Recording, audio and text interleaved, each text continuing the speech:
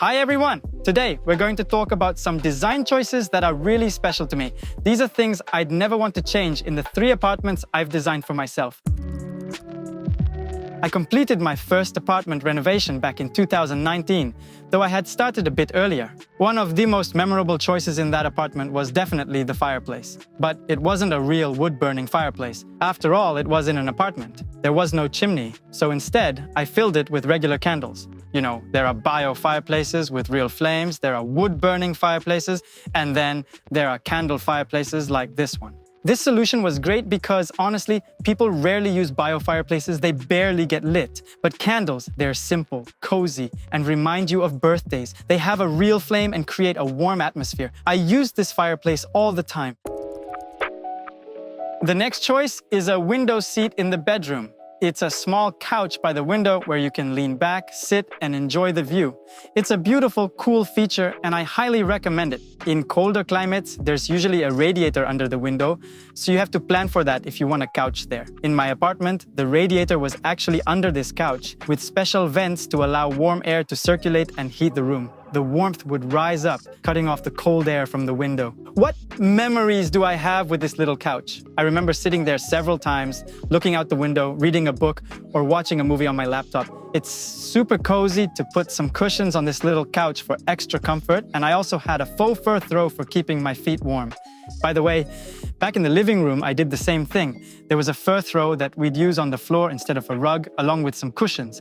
So we'd gather around the coffee table with the candles in the fireplace, just sitting with friends, playing board games, or simply chatting. The whole idea of having some people sitting on the floor while others are on the couch. I got this idea from a trip to Argentina, where I stayed in a guest house.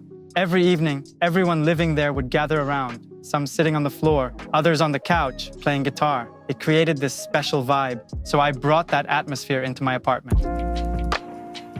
The next thing, related to the windows, is having an apartment with a view. When I bought this apartment a long time ago, I had 2 choices. I could either get more square footage or an apartment with a view. I don't regret choosing the apartment that was 108 square feet smaller, but with a view. Why don't I regret it? Because every time I'd look out the window, I'd have this stunning wide view. It's like the space outside your home visually adds to your own living area. So whenever I look for a new place, I always go for a home with a view. It visually expands your space. Even though this type of apartment is usually more expensive, it brings you joy every day, making the space feel larger even if it's small.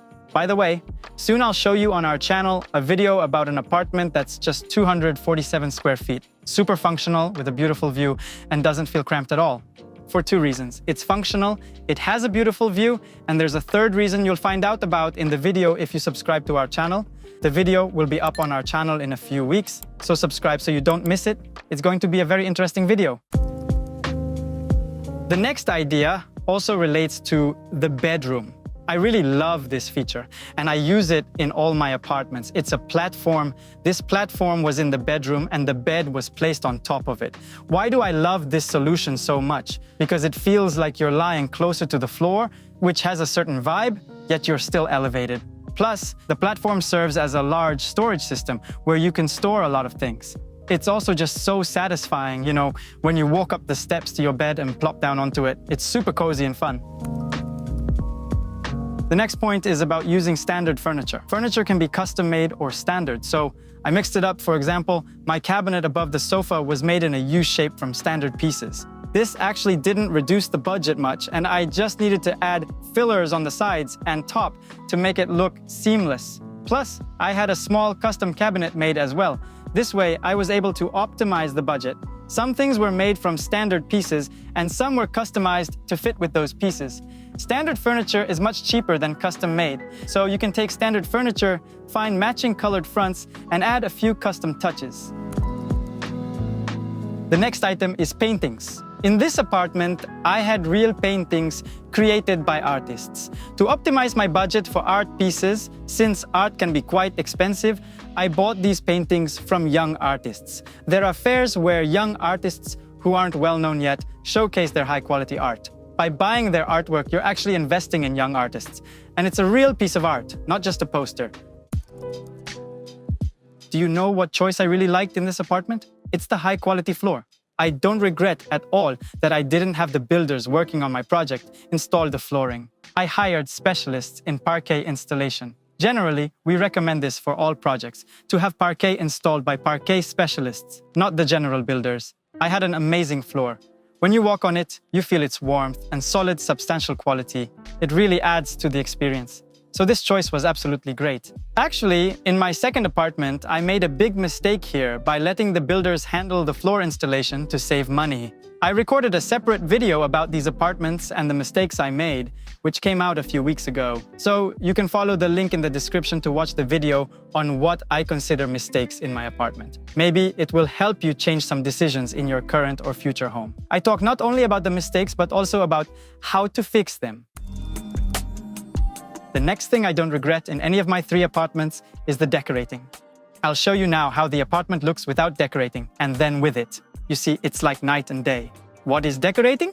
It's when a decorator chooses artwork, vases, and little details that all match, turning the interior into a magazine cover look. So, friends, when you're designing your interior, after the design is done, definitely ask your designer if they have a decorator. Having a professional choose the decor will elevate your home to a new level, and you'll truly enjoy it. By the way, I can move on to my second apartment, where I also did the decorating with a decorator, but brought all the decor from my favorite trip. I went to Bali, picked out decor myself, and coordinated it with the decorator. I'd send photos of items in the stores over the phone, and he'd say, "Get this, get that." I gathered everything and took a big, giant suitcase back. I had these large wooden pieces that I packed in the same bag as my surfboard. I brought all this back to Russia and we set up the decor. It was a part of one of my trips, looked amazing, and I chose it all with the decorator. I definitely don't regret that. The next thing I don't regret in my second apartment is the views. When I chose the apartment, I made sure it had viewpoints. I thought through the layout from the start, planning where to place the table and sofa for the best perspective. So in my second apartment, I had a dining table where I had breakfast every day, and it had a beautiful view. In other words, I fully utilized the viewpoints. Often, people don't make use of the view, even though it's amazing and takes the experience to a new level. By the way, the layout in this apartment was really great. There was a bed in a niche. The bed was positioned so that when lying down, you couldn't see the kitchen. It created a sort of separate bedroom with intentional zoning thanks to this layout. You could fit a lot of stuff in there, actually. So if you have a small studio, you could use this layout to add a lot of storage systems. I had fully opening doors. I had a table and extra chairs stored in there. My bed lifted up, creating plenty of storage space underneath. It was amazing because this apartment had more storage systems than a 3-room apartment, and it was just a simple studio. What did I enjoy?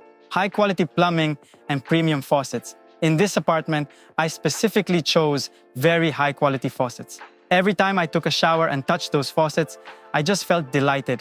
I dreamed about that faucet for so long, and it's truly amazing. Every time you use something good and high quality, it brings you joy. So I recommend to everyone, if you're renovating, don't skimp on plumbing.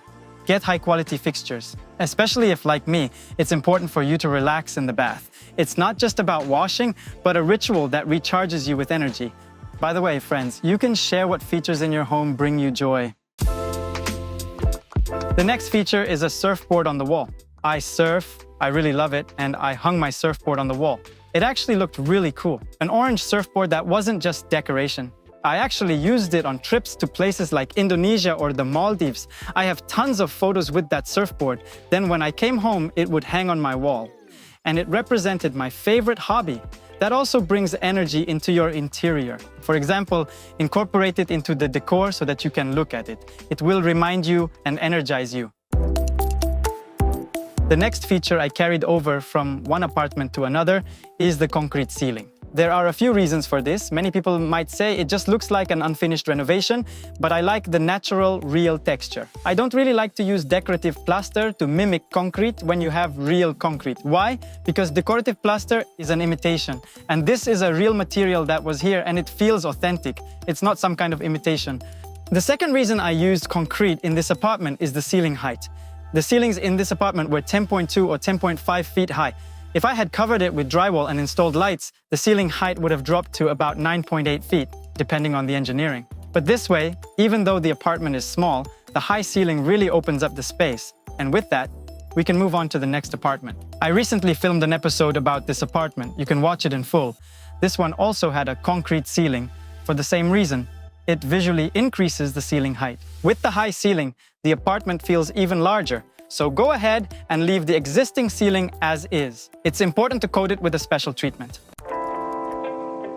So the third apartment has a platform. The platform serves as a workspace. In this building layout, this is a skyscraper. They have standard layouts here. Where I have my platform, most people have their kitchen. But I elevated this platform, and on it, I set up my workspace. You sit there, able to enjoy everything happening in your apartment. You can admire the view from the window, sitting up there, looking out. Plus, it's a very functional space. First of all, under the platform, there's a lot of storage for everything. Surfboards, leftover renovation materials, all sorts of things I need to stash away. It's like a mini Narnia under there. Then this area, it's separated. You sit there, work, and it's just a great spot. There's a sofa there that you can unfold into a bed. When my mom visited, I set her up there. Friends from other cities stayed there too. It's like a mini room, enclosed, where guests can stay. The next idea, which not everyone may agree with, is artificial plants. Since I travel a lot and am rarely home, this is actually a great solution. I love plants and have been to many tropical places full of greenery. For me, nature and interior design should go together.